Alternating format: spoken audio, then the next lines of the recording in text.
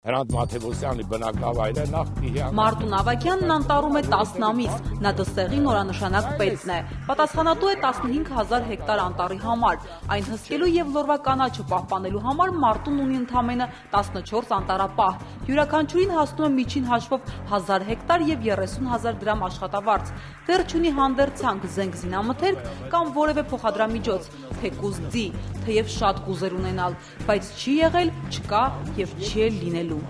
Անտառտնտեսությունում ընդունված է մի սենց տերմին, որ ասենք, եթե անտառտնտեսության դիրեկտորից գնեմ, սկզբից ոչ թե շնորհավորում են, այլ ցավակցում։ Ինչու՞։ Դե երևի դրա համար հիմնավոր պատճառներ կան։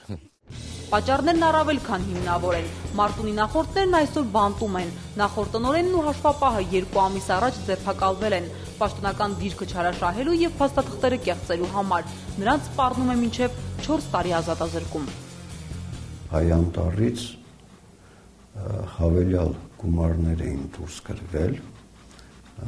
որոնք հետագայում վճարվել են անձանց, որոնք փաստացի կամ իրավական, ասենք, գրանցում չեն ունեցել, այսինքն աշխատանքի պայմանագիր չեն ունեցել։ Փաստաթղթային կեղծարարությամբ փորձել են յուրացնել ավելի քան 5 միլիոն դրամ։ Թումանյանի քննչական բաժանմունքում չեն հասցնում շունչ քաշել հայ անտառից։ Մի քրեական գործը ճանապարհում են դատարան, անմիջապես սկսվում է մեկ այլ գործի նախաքննությունը։ Անտառային գոտի է, Լորվա մարզը, հանցագործության այդ տեսակն էլ կա մեր մոտ։ Հայ անտառ ընկերության մասնաճյուղերում միայն 2008-ին գրանցվել է 2000-ից ավելի ապօրինի ծառահատում։ Պետությունը կրել է մոտ 85 միլիոն դրամի վնաս։ Դատարան ուղարկված 172 քրեական գործից 135-ը վերցրել են դատական վարույթ։ Նույն տարում հայ անտառում 1000 մարդու են ազատել աշխատանքից։ Պակաս տպավորիչ չեն նաև 2009-ի թվերը։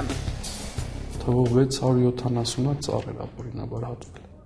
որի գումարը կազմում էր արդեն իսկ ասել էի 47 միլիոնը գերազանցում է։ Նաև կան և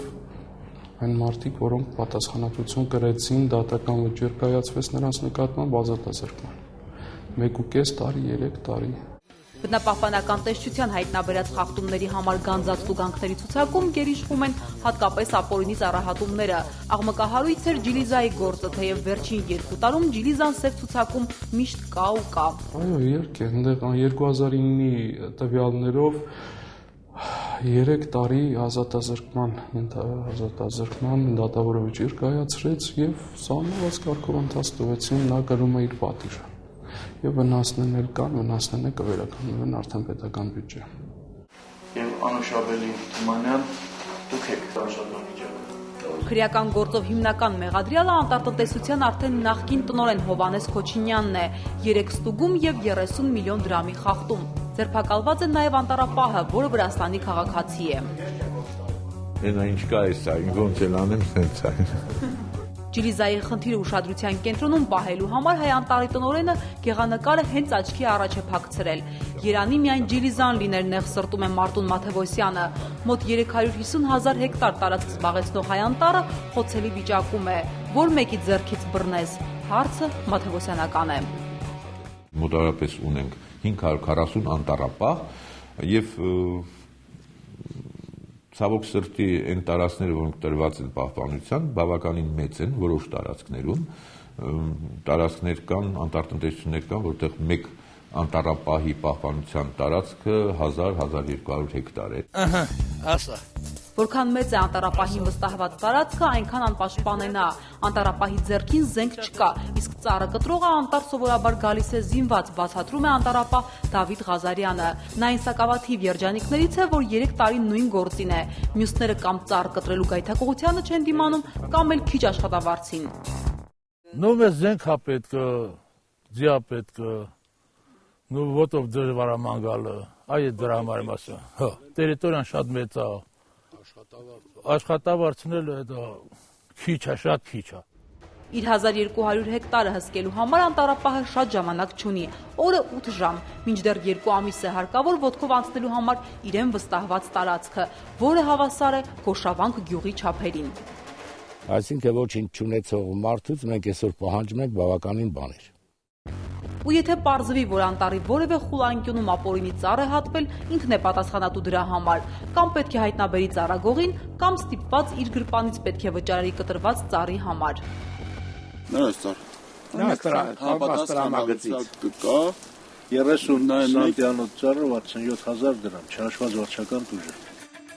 Բնապահպանական տեսչությունն ամեն ծառատեսակի համար ունի տուգանքի չափ, որը սահմանված է վնասի հատուցման սակագնի մասին օրենքով։ Այստեղ ամեն ծառատեսակ ունի իր գինը, ամեն սանտիմետր մեծացնում է ծառի արժեքը։ Օրինակ, անցած տարի Դստեղի անտառտնտեսությունում 84 ծառ ապօրինի հատելու վնասը կազմել է մոտ 4.5 միլիոն դրամ։ Վերցրա դու էլ արի։ Հայ անտառընկերության տնօրենը 3 տարի առաջ շատ ուրախացավ, երբ կառավարությունը մեծացրեց ապօրինի ծառահատման տուգանքը։ Հիմա ամեն մարդ չէ, որ իրեն թույլ կտա անտառ մտնելուց հետո բեռնավորված դուրս գալ։ Սկսած 2005 թվականից, եթե մինչ այդ մեկ ապօրինի ծառ կտրելու համար օրինախախտը պիտի վճարեր ենթադրենք 5,000 դրամ,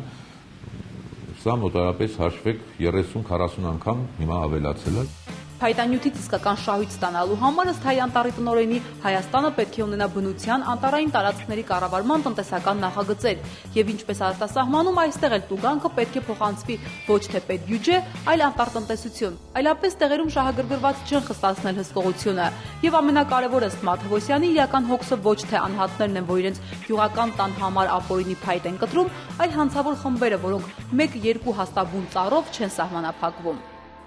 Փայտամշակման ոլորտը Հայաստանում պետք է կանխատեսելի լինի, որ արդեն բիզնեսի ձև է դառնում, եթե թույլատրելի լինի իհարկե, դե մենք աչալուրջ չունենք։ Գյուղացիների դեմն առել են 1 տարի է հայ անտառը շրջակա գյուղերի բնակիչների համար հակակոռուպցիոն զեղչ է արել։ 1 խորանարդ մետր փայտը 1000 դրամով է վաճառում, բայց հզորների դեմ անզոր է։ Օգնության ձեռք է պետք հայ անտառը իրավաբանական անձ չէ, այլ պետական ոչ առևտրային կազմակերպություն, որի գործառույթները մեծ չեն։ Ավելին, կառույցը 1 բնապահպանության, 1 գյուղնախարարության ենթակայության տակ է անցնում, բայց միևնույն է, ուր էլ տեղափոխվեն, նույն սահմանափակ իրավունքներով են։ Իհարկե բավարար լինելուց հեռու ենք, որպեսզի մենք մեզնից գոհ լինենք, որ ամբողջությամբ մենք տիրապետում ենք, այդպես չէ, հնարավոր էլ չէ։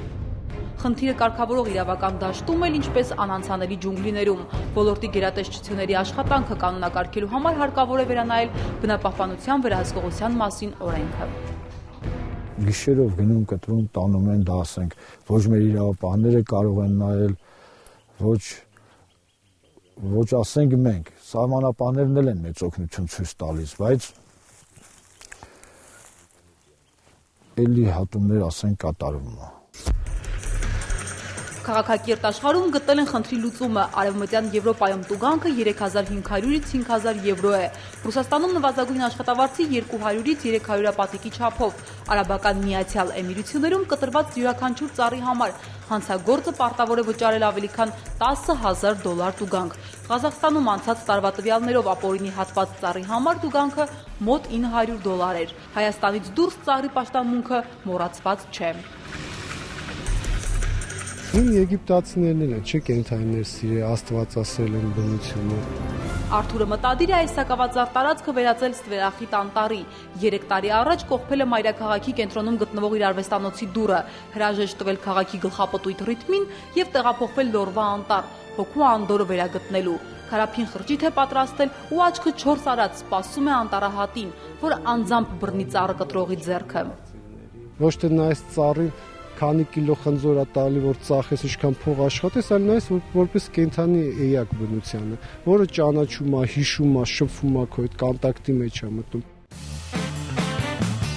Քչերը գիտեն, որ մեր ազգային դրամի 5000-անոցի բնապատկերը հենց Լորվա Քարինջ գյուղն է, որը պատկերված է առաջին հերթին Սարյանի կտավում։ Ու եթե բնապահպանական բարեփոխումները իսկապես ուշանան, ապա մի օր այս բնապատկերը կդառնան նատյուրմորտ։ Սաղարթախիտ անտառից կմնա միայն կտավն ու 5000-անոցը։